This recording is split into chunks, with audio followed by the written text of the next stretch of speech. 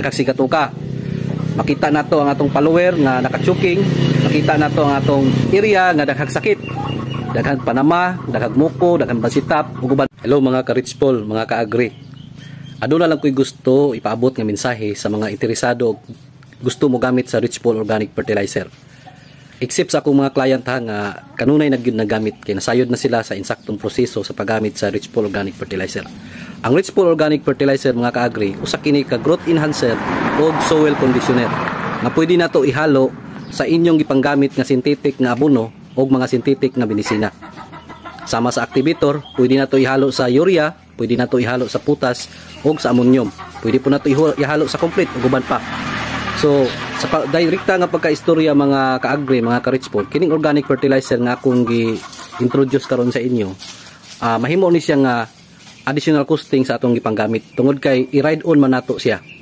So, makadungag gid siya sa atong gasto. Karon, paano man nato ma-verify, paano nato makita yang epekto nga ato man siyang ihalo? So, tagaan natong comparison mga ka-agri. So, wala pa ta nagamit sa Rich Paul Organic Fertilizer, synthetic alone pa lang atong gigamit. So makita nato ang ato ang dahon daghang sigatuka. Makita nato ang atong follower nga naka-choking, makita nato ang atong area nga daghang sakit, daghang panama, daghang muko, daghang basitap ug uban pa. So diha nato makuha ang comparison. Sa paggamit nato sa Organic Fertilizer Rich Paul sama sa activator ug sa amis, agi pa kondisyon nato ang yuta. So matagaan nato siya og comparison, maobserbahan nato nga sukad sa itong paggamit kung ning reduce ba ang sakit, ang sigatuka na control ba, o ang kanang tubo sa follower, kusog ba ang tubo.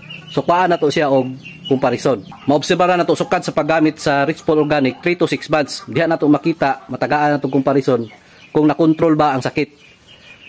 Although na siya sakit pero kontrolado. Dili kayo mudaghan, dili kusog ang pag-spread sa panama, wala kayo muko, walay bansitap. Unya sa dahon magtanaw ta, tambok ang dahon, green ang dahon, sakto pagkapurma, healthy ang dahon, himsog ang dahon. So diha nato ko agbase. Karon diha punta sa planta, sa production, mag-base punta sa BSR. So sa BSR Baxis ratio, so wala pa ta magamit sa Rich Paul Organic Fertilizer. Kung maisgot ta og BSR, kinahanglan para makaganar-ganar kita, moabot kilo close or 1.5 or 1.6, 1.8 ang ato ang BSR. Sa diha na to ko comparison kung synthetic alone lang atong gigamit, kung ning abot ba siya sa ato ang BSR nga atong gipangita sa atong target. Kung kaniadto sa wala pa ta magamit, ang atong BSR is na sinsilyo 0.5, 0.6, 0.8, pero sa dihang ning gamit na ta og Rich Paul Organic Fertilizer 3 to 6 months, nakita nato nga ang BSR ni abot og 1.6, 1.8 or 2. So diha na to matagaag comparison.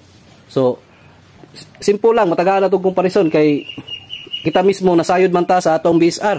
Kita nga mga farmer, kita nga owner.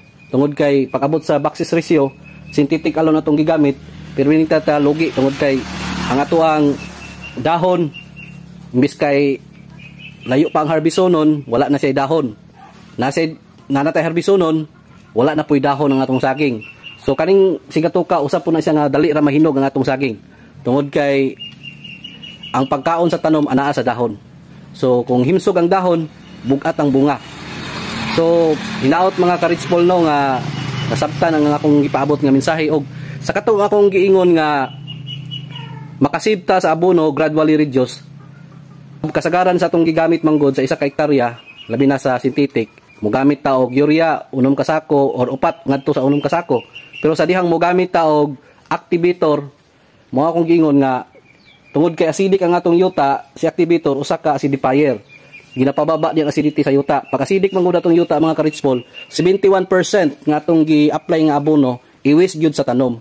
So pag was mo gamit ang activator ato siyang ihalo, kanang atong gi-apply nga abono diha makaon gyud sa tanom. So mo na sa gingon ako mga ka-Rich Paul nga ang atong gi-apply nga abono gradually reduce, makasave gyud ta. Pero kinahanglan gyapon gyud ta mo gamit og mga synthetic nga abono. Tungod kay kini among produkto mga ka-Rich Paul, soil conditioner ni siya o growth enhancer. So hinaut no nga kini akong mensahe, masabtan ang akong punto sa mga gusto mo gamit sa Rich Paul. So fight lang ta mga ka-Rich Paul, mga ka-agri. Ayos.